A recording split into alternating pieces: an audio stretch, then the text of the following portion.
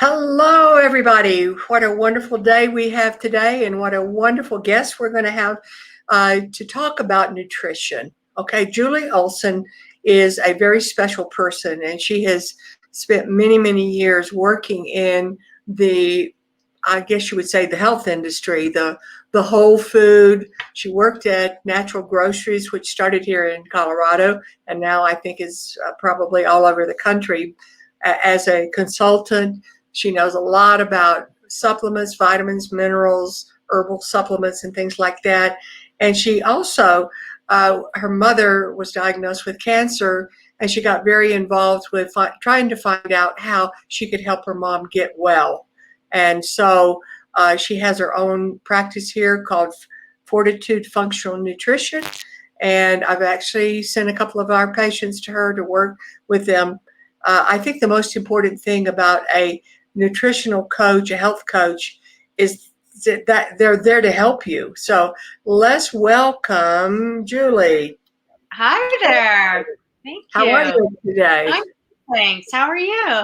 It's a great day here in Colorado for all of you people out there all over the world, because we do have a few international people. So I'm going to start by asking Julie just to tell us a little bit about herself and how she got started in this field. You want to tell us about that, Julie?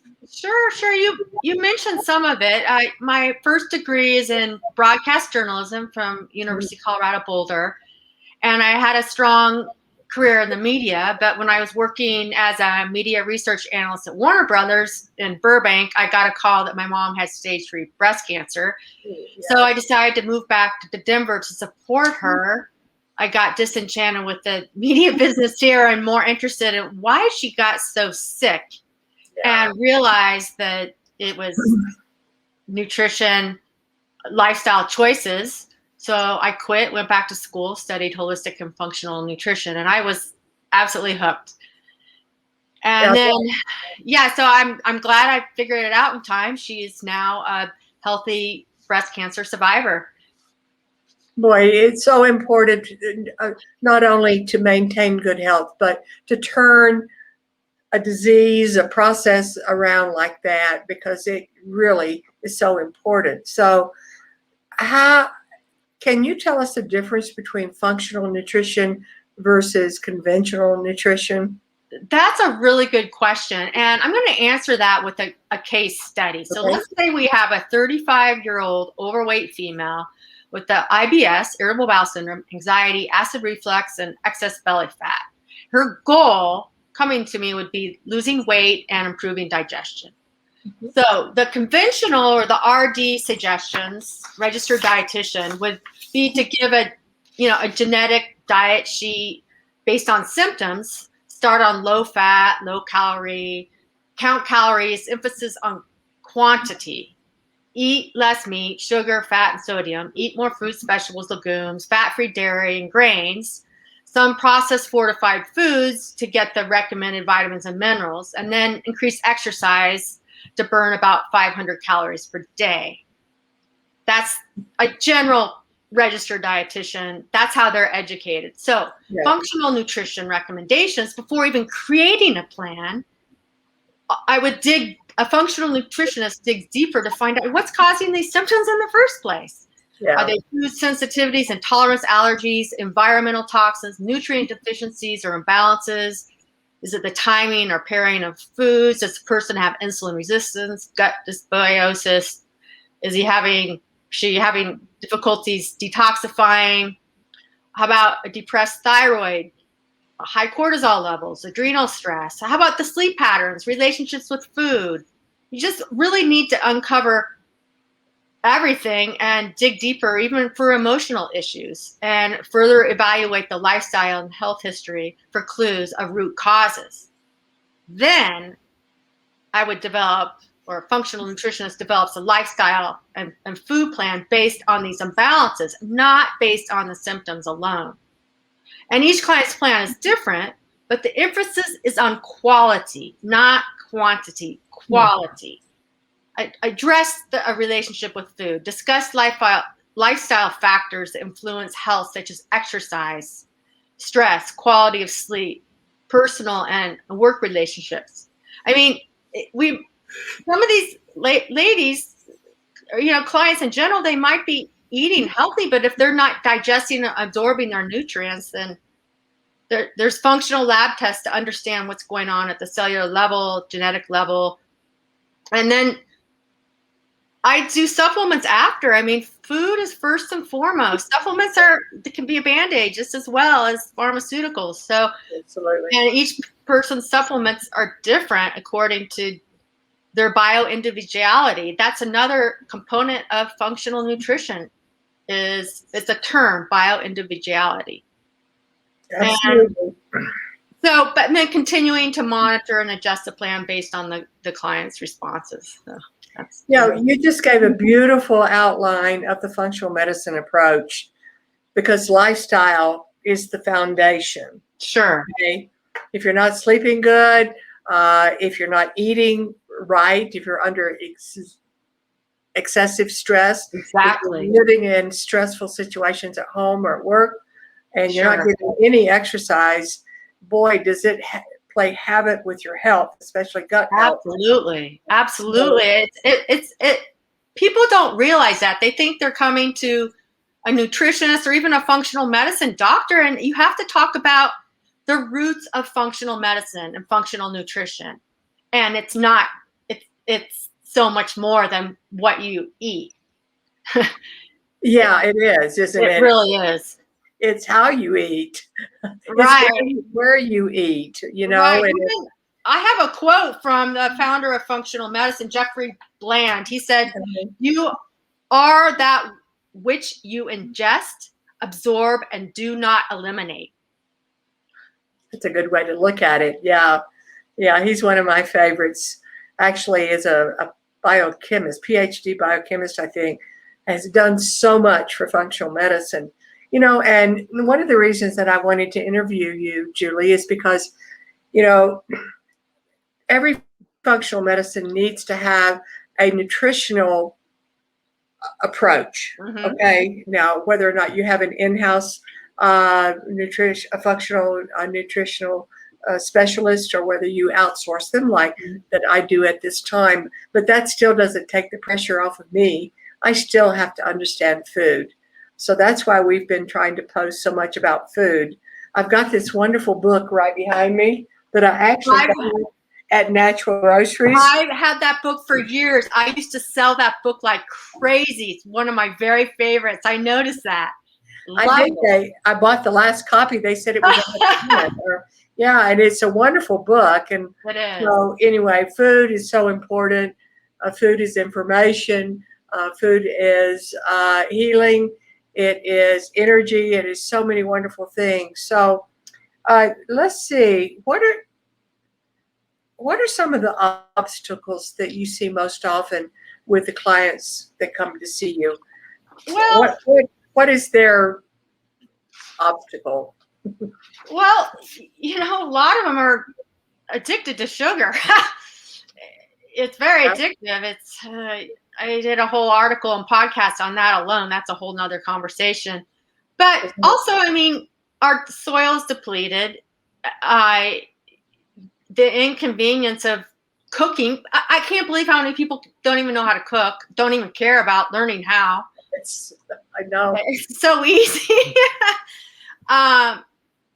And just don't care about eating healthy because they're not educated and they think it costs more, or they start eating healthy and can't stick with it and throw in the towel. I think those are some of the main reasons. But also,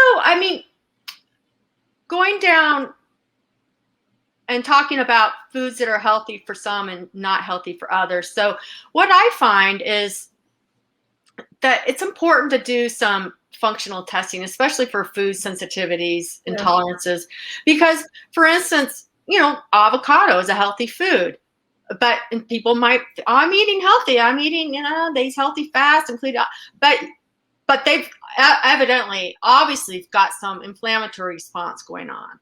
And you test them, and not all tests are equal. There's some good functional medicine tests that it's important.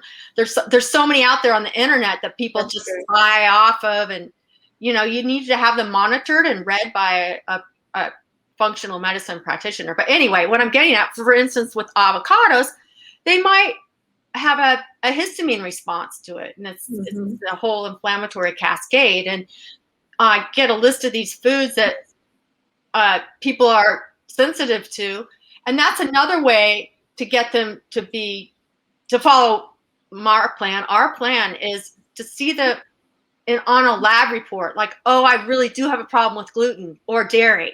A lot of times they get other labs that aren't worth their time of day. It doesn't say that.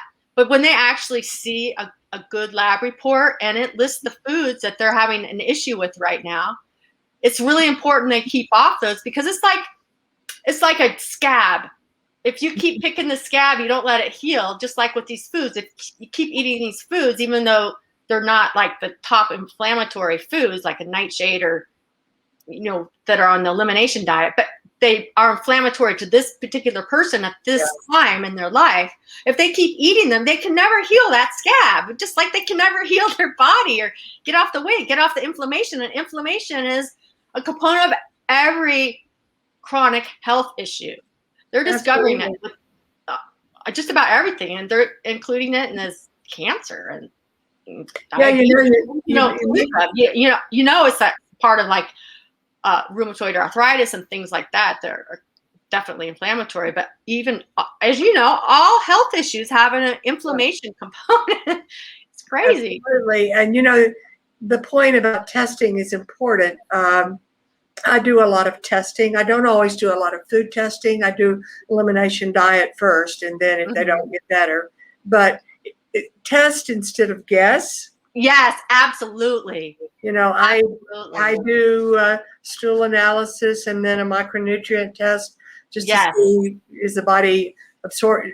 Are you digesting your food? Exactly. That's so key. It's so key. Yeah, I know. It is key. So anyway, those are definitely some of my favorite tests. I like the organic acids test too. Definitely the micronutrients. You bet. Yeah. Now, what other aspects of your practice do you focus on other than just nutrition? You've mentioned that you've started working with people who've got hair loss. You want to talk about that for a minute? Sure.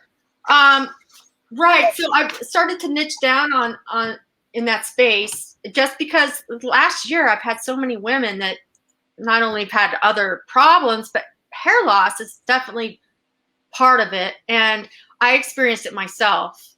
Yeah. And me too. and fixed it naturally. It can be very devastating. So, but nutrition is such an integral part of maintaining hair growth and preventing future loss or thinning, as nutrient deficiencies affect hair structure, strength, density, weight, and growth. So eating a well-balanced diet, especially with high-quality proteins, vitamins, and minerals, supports the metabolic functions necessary to catalyze hair growth and prevents deficiencies associated with the loss of or thinning. But can I go ahead and tell you that the top 9 nutrient deficiencies that affect hair growth and their function? Yes, please. So first and foremost would be protein. Our hair is made primarily of protein. We need to, our hair fibers are protein, and it suggests that we need this adequate dietary protein for strong, healthy hair. And many of the proteins necessary for hair growth are found in these foods, and they can actually shift hair into the growth cycle. And what I found the 10 years I've been doing this, I find, especially people past 40, they're not eating enough protein. I really suggest quality animal protein, but the size of the palm of your hand, 20 grams of protein at every meal. And it's so important to balance your blood sugar too. Yeah. That's something I have you gotten that? A lot of people not getting enough protein. Yeah, and I was going to ask about how you deal with vegetarians and vegans. They have a lot of nutritional deficiencies. Oh, yes. I do understand the moral thing because I feel the same way, but Sure. Got to get it in some way. Yeah, that's challenging. There's definitely supplementation that needs to be addressed because they're not getting the essential amino acids. Yeah. So, okay, so protein, iron.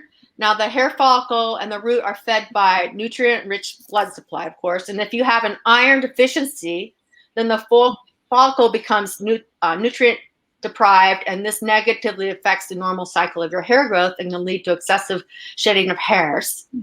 Okay. So actually, the full role of iron in hair loss is so complex, it's not completely understood. But one theory is it regulates many of the genes present in the hair follicles. Okay. And that's what happened to me. Before I got into nutrition, moved back, my mother had breast cancer. That stress was a big part of it. Yeah. I became anemic. I didn't know I was very gluten intolerant, so I just wasn't even absorbing my nutrients, my iron. And Dr. B, I almost got on Rogaine. So Rogaine is horrible because it's a life sentence. If you get off of it, you lose all your hair. So I didn't do that. But I just want to stop these women before they go down that road. That's an interesting point. I had a patient with Hashimoto's thyroiditis and hypothyroid, and we've been following her for several years, and she's a little bit hard to manage. But one time she calls and she comes in and she said, I just don't feel good. Well, she was pale. Her hemoglobin was less than 10. And of course, with thyroid, you can lose hair, hypothyroidism, but I wasn't aware of this iron deficiency so much. So now we've got her back up after being on supplemental iron. But that is very interesting, iron.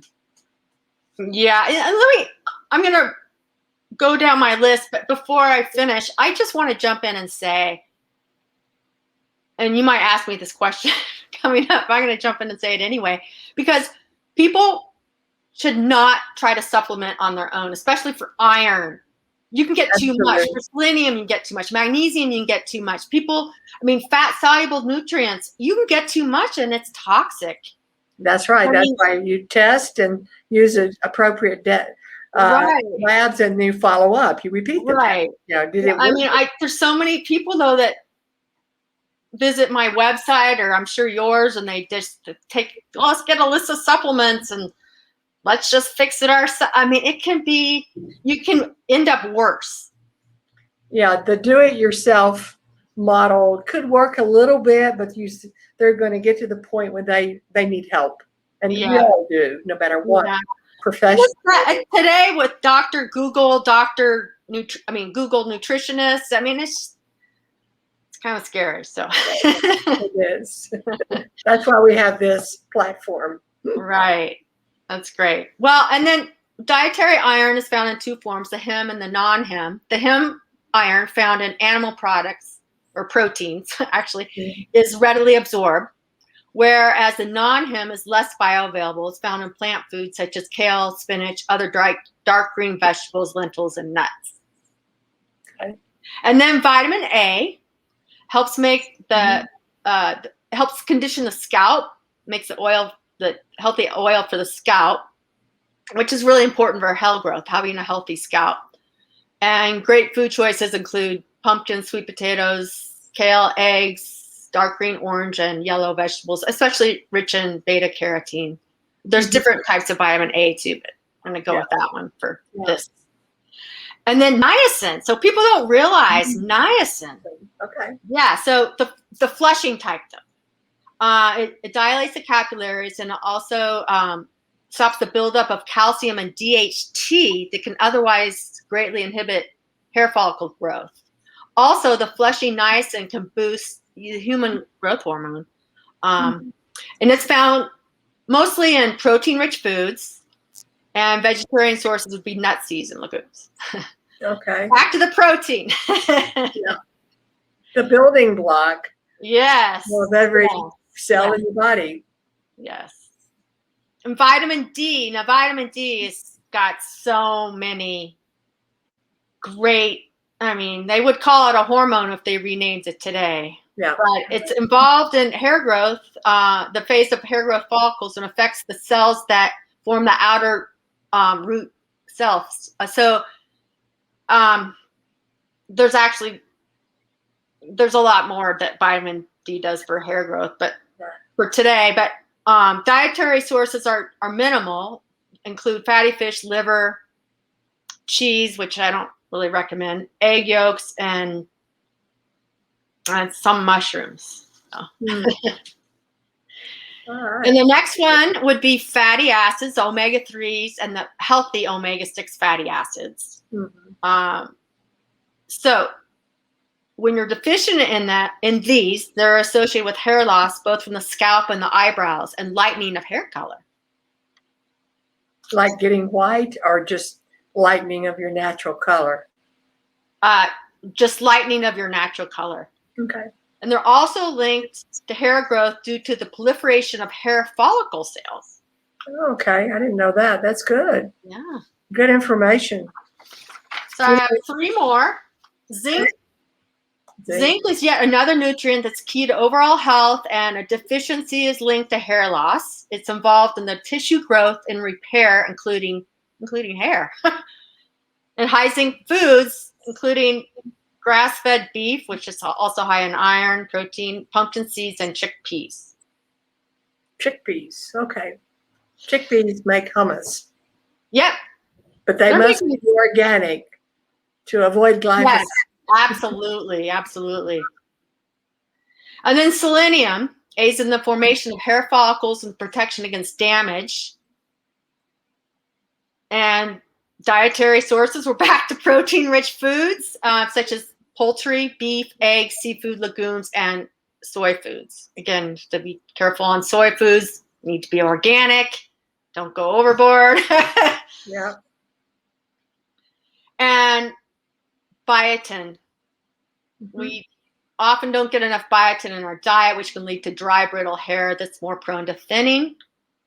Foods that are rich in biotin are nutritional yeast and egg yolks. Yeah, wow. Those are the nutrients that are also important for total body health. It's interesting listening to zinc and selenium for thyroid health. Yes. I haven't quite make that connection. Why do hypothyroid patients lose their hair? Right. The thing that is fascinating, Julie, is how everything is connected. Absolutely. I've been reading a book about biochemical imbalances in people with mental illness, and zinc and copper if they're imbalanced, it's huge. So, we forget that you can't just go to Costco and get the cheapest brand of some supplement. We need to be sure that they're bioavailable, that they're not toxic, and that they actually have what they say they have in them. Oh, you're right. I'm not putting down Costco, but I mean any other place. But that's why in our field we use professional grade supplements. It's so important.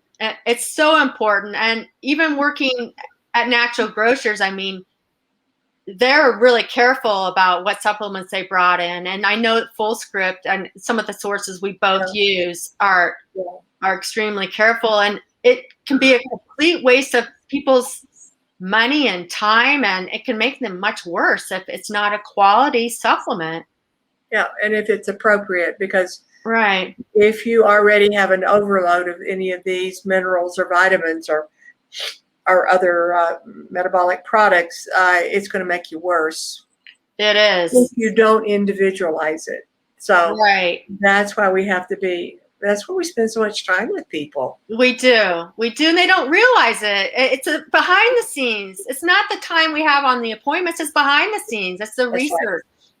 You got it. That's what I love, though. I love the research. I love doing the labs, just digging deep, doing detective work. But that's what it takes.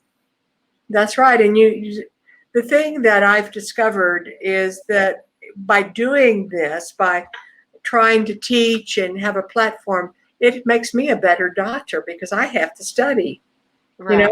I've got more books up here than you can imagine, and I haven't read every one of them through and through, but I know that they're a resource, okay? And you can't Right. just read a book. You also got to see a patient with that particular problem and find out what part of that metabolic pathway is not working right, and then to make the corrections through diet, through good nutrition, and sometimes appropriate supplementation. So, and the whole lifestyle thing. So, right. And that's why I love referring patients to you as well. You get it. And it's funny, when I went through the training through the Institute of Functional Medicine, and I was at round tables, and I have to tell you, there are a lot of doctors with their like deer in headlights. They just don't have the training, the knowledge, the education on nutrition. And functional medicine is majority of it is nutrition, wouldn't you say? that's right. That's why it's so important to not only to educate yourself as a physician, or but to have a collaborative relationship with other people that perhaps have more time and more understanding than I do. Right. Sometimes, I can't do everything. Right. I haven't figured that out yet in all my years. But anyway, it's fun. This is fun. Yeah. And even having a specialty, having some specialties, because we can't. I was like dealing with so many different conditions, and I finally said, I don't have time for all this. That's right. So, you want to become a specialist, and that's why I've recently chosen female hair loss, not male, female hair loss. But I'm sure about guys. It really is interesting. I mean, it really is. Functional medicine, nutrition is really a leading edge evidence-based system biology approach, and it puts by addressing, with functional medicine and nutrition, you're actually putting your patient's body in a place where it can heal itself. And that's what, I mean, the body is miraculous if we can put it in that state. It is miraculous. I'm amazed. Sometimes I start thinking about it. I went through a period of time when I couldn't stop thinking about mitochondria. When I was in college, the electron microscope had just started coming in. I don't try to figure out how old I am, but mitochondria, a little organelle in every cell in the body, and many, depends on the area. Many cells have hundreds of mitochondria, and if the mitochondria gets damaged by free radicals that cause inflammation, it makes for a very sick person. Right, it's a powerhouse of our cell. Sure. Yeah, right. And I guess we could go on and on. This is fun. Maybe we will do it again, but I want to. The IFM has that great mitochondria diet or food plan. I don't like to call them diets anyway, but they have a great food plan for that. They sure do, and they have about 8 or 10 special food plans that they do. You have to design it for the person based on what their issue is. But Julie, Tom is going to put in the comment list, how can people get in touch with you? They can go to my website. It can Google Julie Olson or go to fortitudefunctionalnutrition.com. Okay, he's got that up there. Okay, I have an office number, 720-580-2078. Okay, so we can put that up there too. Okay, let me go back. That's the website, and we'll be sure that they're in the comments too. And that's your phone number. Okay, all right.